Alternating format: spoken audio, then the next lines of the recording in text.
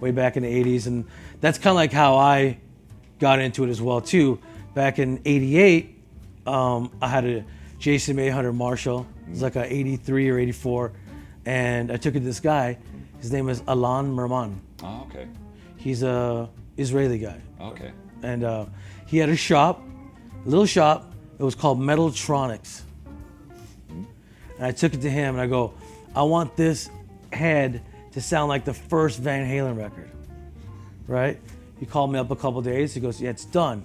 I'm like, I go down there, take my guitar and I'm playing it.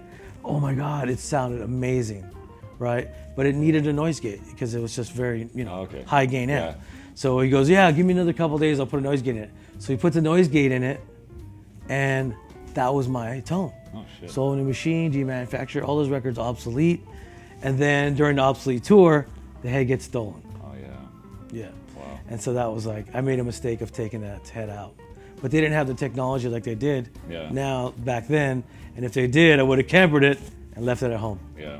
Well, it is out there somewhere.